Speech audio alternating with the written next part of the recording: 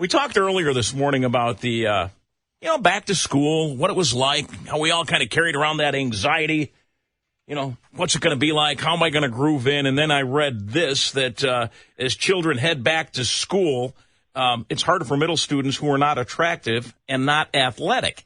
So there's still that stigmatism of, grooving in, being the cool kid. And, although we've made great strides in recent years, it's still there. So as kids get ready to go back to school, some already are, Chicago back Monday, I thought we'd bring in Lee Richardson, who's the founder and clinical director of the Brain Performance Center, just to talk about helping kids with anxiety and school. Good morning, Lee. Good morning. How are you? I am good. And we're back in school in Texas, and things are rolling. How do we do it? How do we, there's a mentality, and I'm sure it's in Texas as well as it is all over the world, but there's a lot of people that say kids are just not tough anymore. These millennial kids, these damn kids, they just don't have what it takes.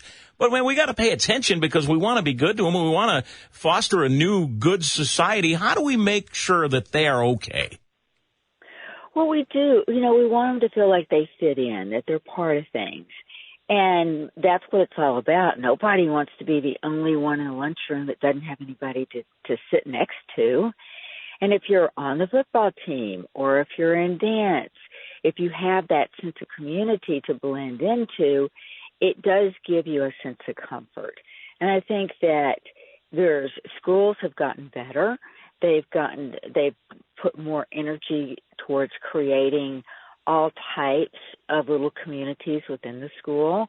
But really, a lot of that has to come from home. That when kids leave the door, or young people leave their house, they feel good about themselves and they feel good about where they're going. How do we as parents make that happen? I know that, man, I can vividly recall how my folks treated me, and I was a handful back in the day. And then with my kids, you do try to get them involved. And do you think that getting kids involved in sports or activities to kind of break them away from mom and dad, is that something that's better off if it happens early in life so they're kind of used to it? Well, I think it's better off if it happens when they're ready for it and they're comfortable with it, because I've seen it go both ways. I've seen parents try so hard, so much love in their heart, and they push that kid and the kid is not ready. And the kid gets into the situation and feels like, I can't do it, I'm a failure. So I think a lot of it has to be that your kid has to be ready, but having conversations around it. I wouldn't just, guess what, Janie? I got a surprise for you. I signed you up for cheer last night. Yeah. I don't think that's the best way to do it. This is Lee Richardson. She is the founder and director, the clinical director of the Brain Performance Center. You bring up a good point there, because my dad was 6'4". I'm 5'9" if you stretch me. My dad was a state championship basketball player or runner-up at Riverside Brookfield High School, and he always wanted me to play basketball. And I'm like, Dad, I'm probably better off to be a wrestler. But, you said it when in your last paragraph. You said you want to do the best thing for your kids. How do you get them involved without pushing them, say, if they don't want to do anything? Well, what are your kids' interests? You just said, Dad, maybe I'm better off as a wrestler.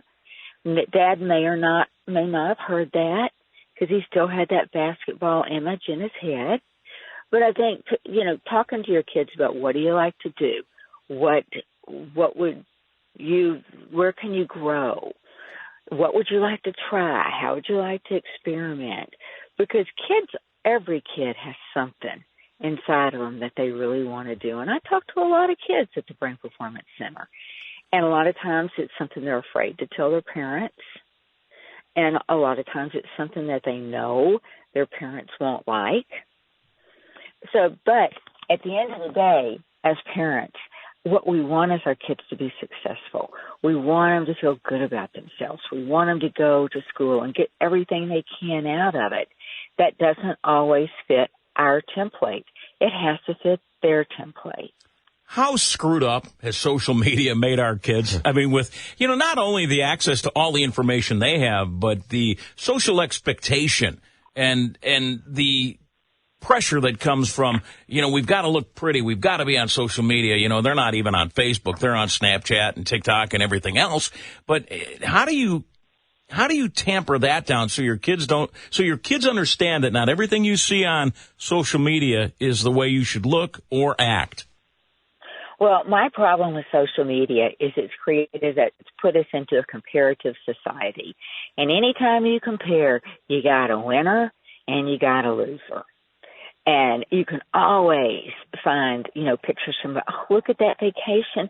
Our vacation didn't look like that. Or look at that dress she's wearing going back to school. Or look at that car that guy's got. When you're comparing, you're always going to find something better. And if that makes you the one with something less, that does give you a negative connotation. And kids depend upon social media. And part of that is what we went through with the pandemic. I mean, that's how they did school, was on their computer. Sure. And so that's kind of became part of their norm. And, it was easy. You couldn't go see your friends. You couldn't go hang out, but you could pick up your phone. Yeah. You could go to Facebook. Lee, if we want more information, where can folks find out your work? We have a YouTube channel, and that is Brain Performance Center. We've got the good old-fashioned website, The Brain Performance Center, and, of course, Facebook and Instagram and LinkedIn. I feel that you're more grooved into your life and a little bit more calm than I am, and that's triggering me. Well, I don't have kids going back to school. My kids are grown. And nor do I. My kids are my youngest now is at a university, so I'm safe to say that I feel like I've done it. Lee Richardson, some good points. Thank you very much. Thank you for having me. Have a good day. You can find her work at the Brain Performance Center.